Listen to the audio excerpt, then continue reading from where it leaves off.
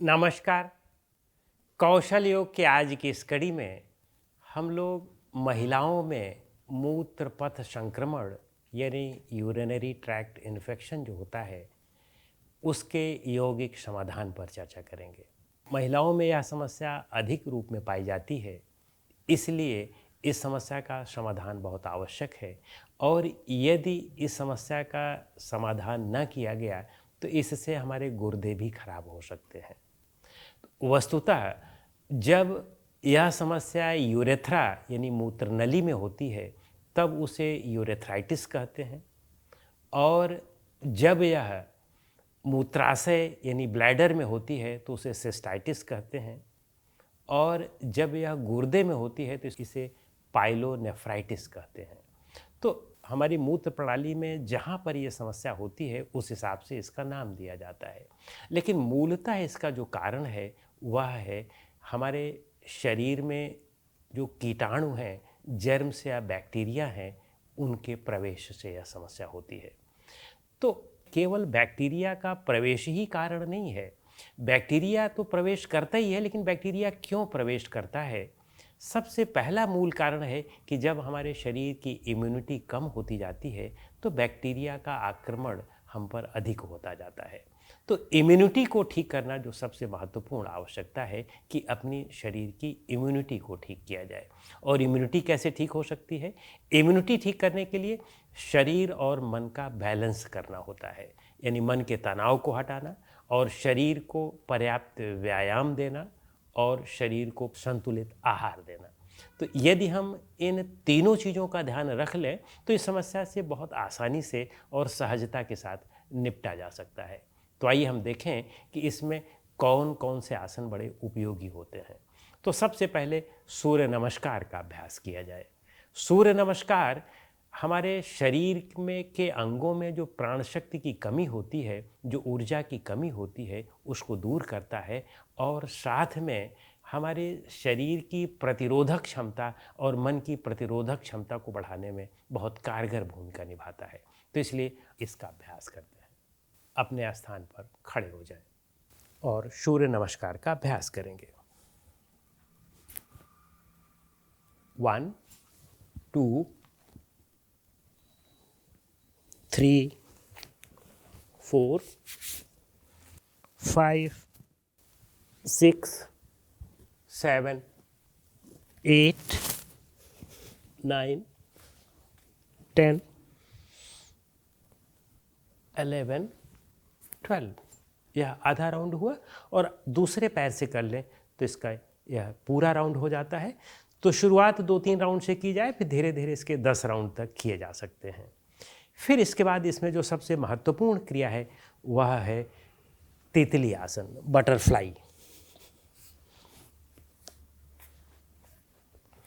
Butterfly का अभ्यास करें और बटरफ्लाई अगर नियमित होता रहे तो निश्चित रूप से हमारे जो जननांग हैं उनमें रक्त का और प्राण शक्ति का संचरण बेहतर तरीके से होने लगता है। तो उन अंगों की इम्यूनिटी या हमारे पूरे समग्र तौर पर शरीर की इम्यूनिटी बढ़ जाती है। और फिर इसके बाद हम बद्ध कोणासन का अभ्यास कर लें। बद्ध कोणासन में हम आगे की ओर धीरे धीरे, यदि हमें स्लिप डिस्क, सियाटिका आदि की समस्या नहीं है तो हम आगे की ओर धीरे धीरे इस तरह से झुकते जाएं।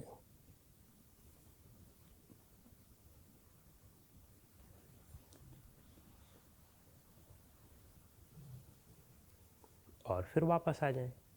इसी तरह से पार्श्व में भी इसका अभ्यास कर लें।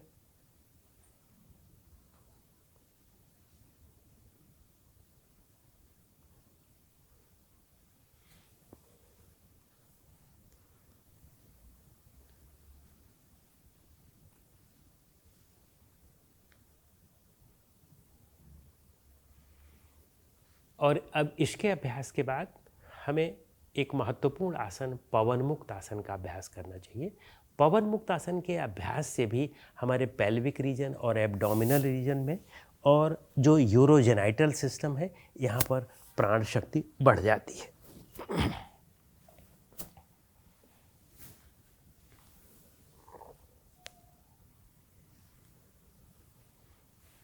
पहले एक पैर से किया, फिर दूसरे पैर से किया,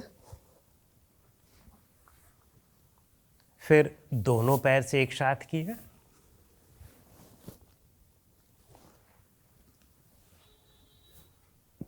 यह एक राउंड हुआ पवन मुक्तासन का। 5 राउंड 10 राउंड तक इसका अभ्यास किया जा सकता है। यदि हम इसके प्रतिदिन 5-7 राउंड तक अभ्यास कम से कम करें तो केवल इसी आसन से हमारी समस्या का काफ़ी हद तक समाधान हो सकता है। और अब इसके बाद हमें कंधरासन करना है। दोनों पैरों को इस तरह से घुटने से मोड़ लें और घुटनों से मोड़ करके थोड़ा सा पैर के पंजों में जगह छोड़ें और घुटनों में जगह छोड़ें। हाथ की हथेलियों को यहाँ एड़ियों के पास रखें और अपने हिप्स को जितना आसानी से ऊपर उठा सकते हो आप उठा लें। थोड़ी देर यहाँ पर रोकें और फिर वापस पूर्व स्थिति में आ जाएं। और अब इसके बाद इसमें जो सबसे महत्वपूर्ण आसन है वह है सर्वांगासन, या सर्वांगासन न हो सकता हो तो आप विपरीत करणी मुद्रा भी कर सकते हैं। लेकिन जिन्हें सर्वाइकल आदि की समस्या हो वे योग्य मार्गदर्शन में ही इसका अभ्यास करें या तो ना करें। तो कैसे करते हैं? अपने पैर को इस तरह से ऊपर उठाया और सीधा, यदि इस तरह से टेढ़ा आपने रखा तो इसे हम विपरीत करणी मुद्रा कहते हैं। और यदि बिल्कुल सीधा आपने कर दिया तो इसे हम सर्वांगासन कहते हैं। और धीरे धीरे वापस आ जाए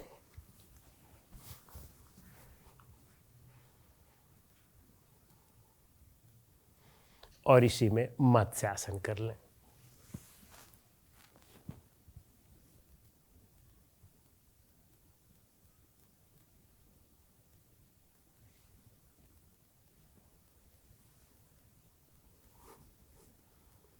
बिल्कुल रिलैक्स छोड़ दें और अब इसके बाद उठ करके बैठ जाए।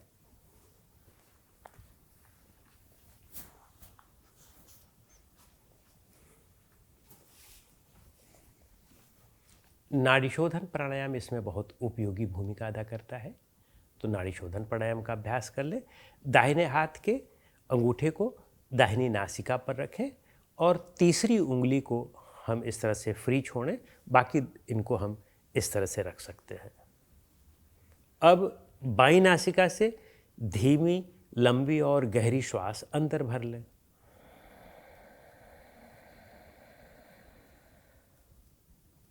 फिर इस उंगली से बाईं नासिका को बंद करके इसको खोल दें, बाहर निकाल दिया। अब दाहिनी से ही अंदर ले लें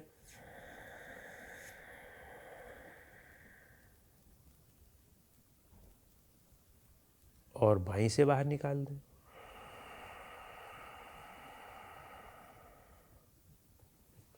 ये आपको दिखाने के लिए, आपको सुनाने के लिए हम श्वास से आवाज़ निकाल रहे हैं, अन्यथा यह बिल्कुल साउंडलेस हो।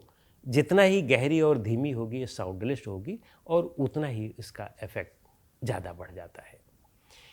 प्रारंभ में इसके 12 राउंड का अभ्यास करें। हमने आपको 1 राउंड दिखाया, इसी तरह से इसका 12 राउंड पूरी एकाग्रता और सजगता के साथ मन को इन्वॉल्व रखते हुए इसमें करें और फिर देखें कि आपके पूरे शरीर की इम्यूनिटी ज़बरदस्त बढ़ जाती है।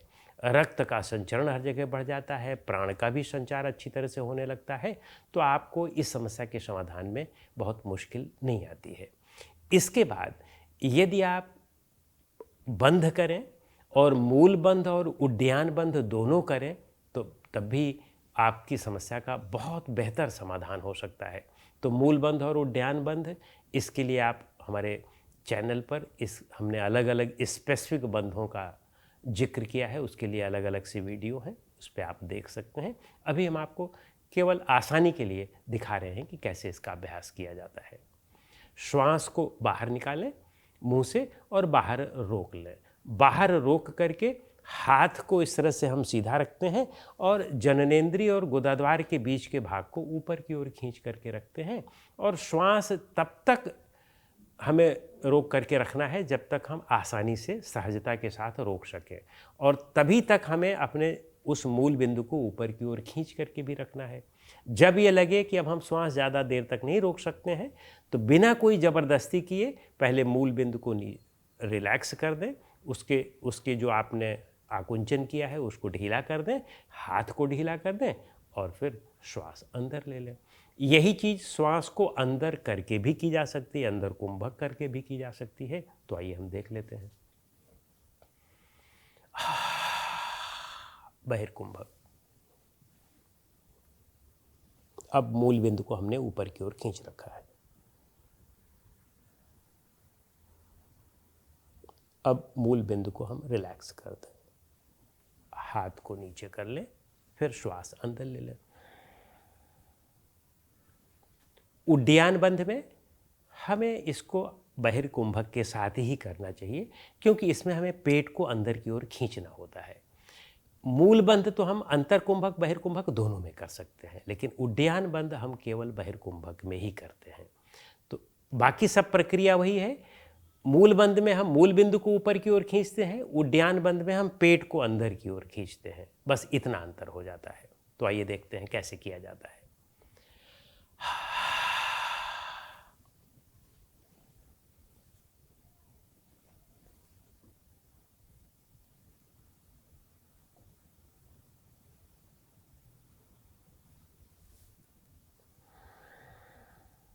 अंदर ले लिया।